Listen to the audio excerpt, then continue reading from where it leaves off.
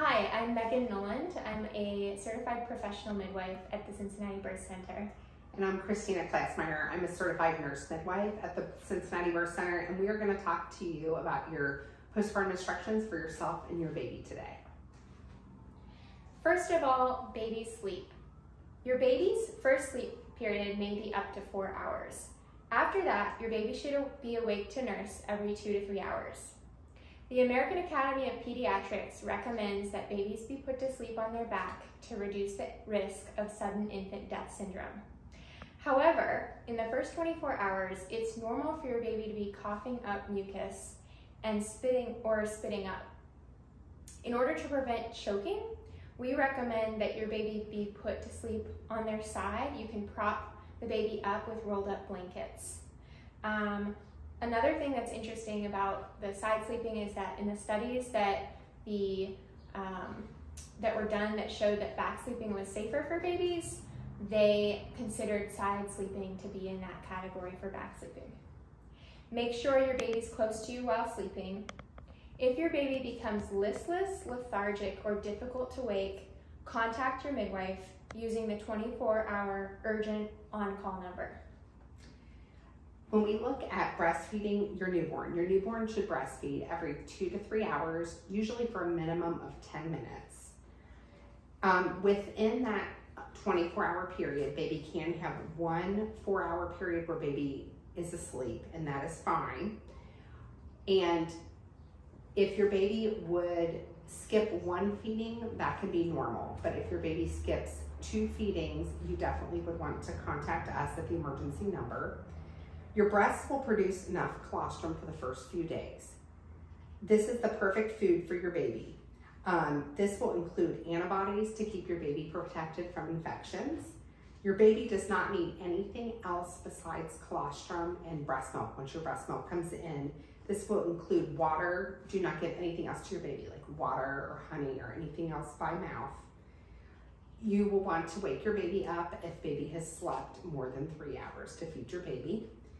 And if the baby refuses to eat for, like we were talking about, more than 2 feedings in a row, if baby becomes jittery or has a high-pitched shrill cry, you would want to contact us at the 24-hour number. Elimination. Your baby's stool is going to be sticky and dark for the first few days. This stool is called meconium. On average, they will have several bowel movements each day. Urination should occur within the first 24 hours, and a bowel movement should occur within the first 48 hours. Urine is sometimes difficult to see.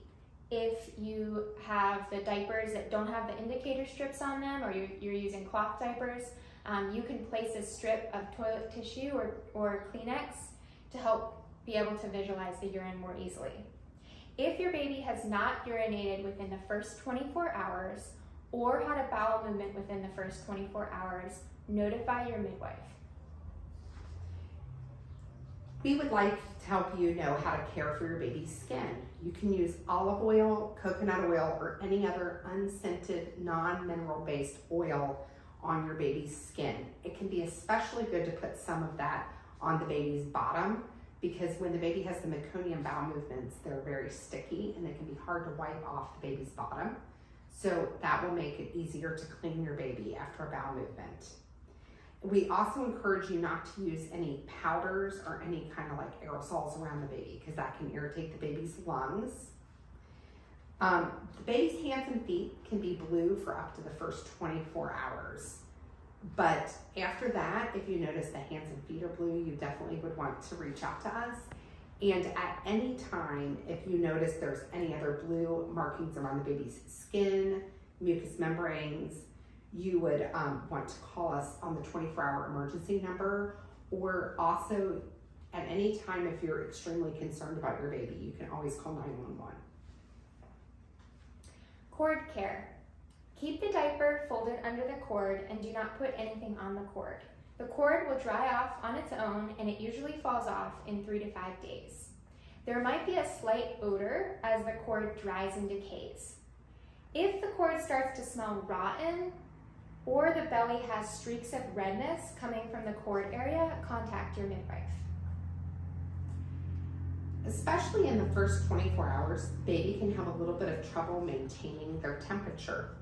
So we would like you to keep baby skin to skin as much as you can, especially in the first 24 hours.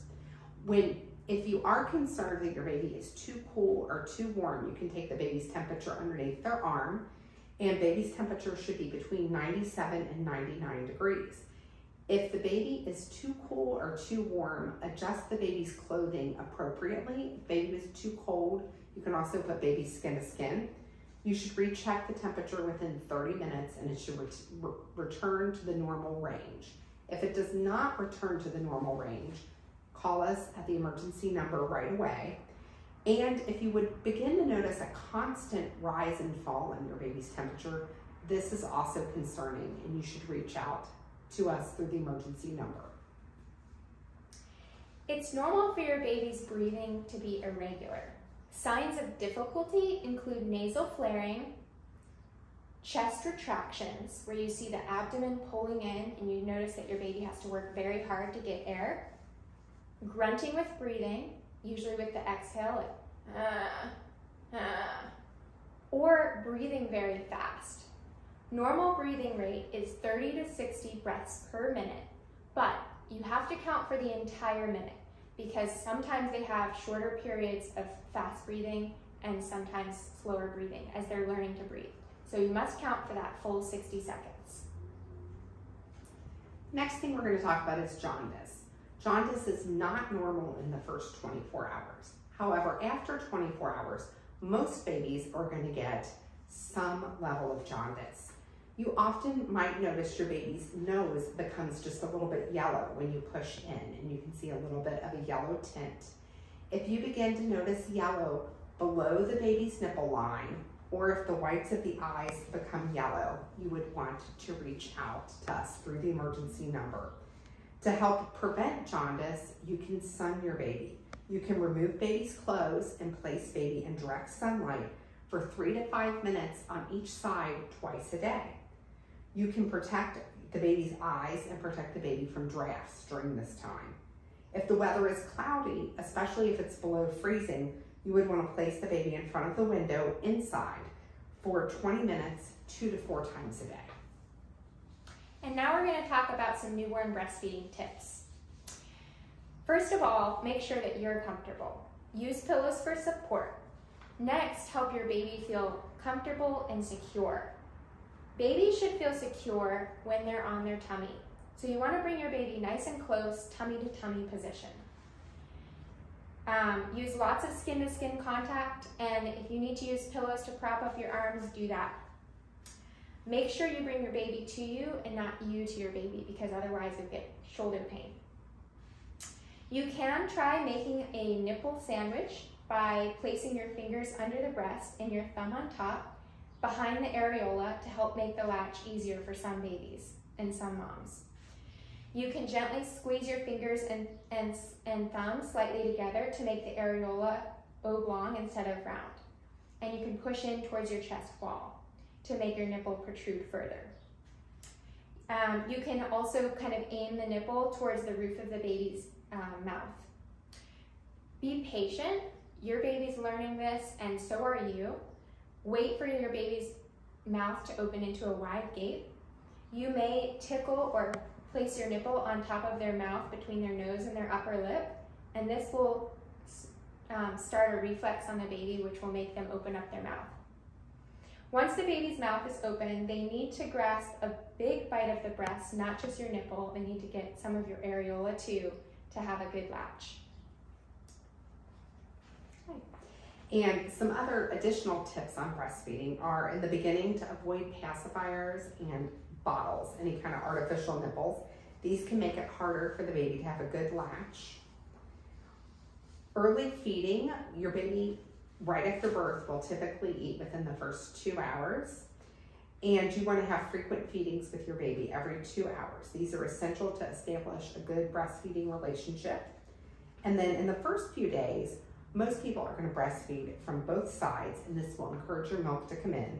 However, after your milk has come in, you could breastfeed one side at a time, and this will encourage the baby to suckle out more of the fatty hind milk.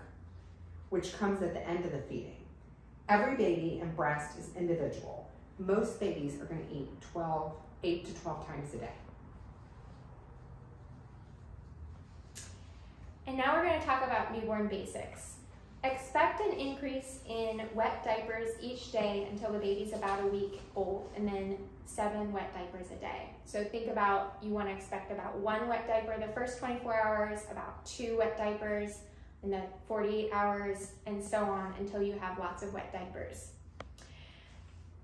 Initially, we talked about that meconium in their stools. Once your milk comes in, usually on the evening of the 3rd day, your baby's stools will turn into a greenish yellow, and then they will turn to that yellow, mustardy, seedy poop that is a breast milk stool. And once your milk is in, we expect 3 to 5 bowel movements per day. A bowel movement needs to be at least the sign of your at least this big. Newborns lose weight initially, but by the 2 weeks, we want your baby to be back to birth weight. Once your milk is in and you're having good, breastfeeding, we expect about a ½ ounce to 1 ounce of weight gain a day. We're going to talk about mom's care now. Keep taking your prenatal supplements. Remember, you're not only recovering from birth, but from 9 months of pregnancy as well. Eat lots of food with protein and iron. Rest and try to sleep when the baby sleeps. Ask for help around the house. Use your peri bottle to rinse after you urinate and avoid wiping with toilet tissue, although you may use it to blot dry. Yeah. Your postpartum bleeding. The amount and length of bleeding can depend on many things. In the first 24 hours, expect it to be like a heavy period. Normally, you're going to have the heaviest bleeding in the first 12 hours. The second 12 hours will be the second most heaviest amount of bleeding. And then usually day 2 is the 3rd heaviest amount of bleeding. And after that, your bleeding is going to taper off. Too much bleeding would be a dinner-sized plate onto a Chuck's pad in less than an hour, or soaking a whole pad. And when we say soaking, we mean like if you imagine wringing it out, blood would come out. Soaking a whole pad in 20 minutes. Keep in mind that when you lay down, blood is going to pool in your vagina. When you stand up, it will flow outward as you arise. Urinating every few hours and skin-to-skin contact with your newborn will help minimize your bleeding. If you suspect there's too much bleeding, always call us. We are available to you 24 hours a day through the emergency number. Expect to bleed fresh blood for 1 to 2 weeks following the birth. This will help taper off and it will become whitish or brownish towards the end for an additional week or 2.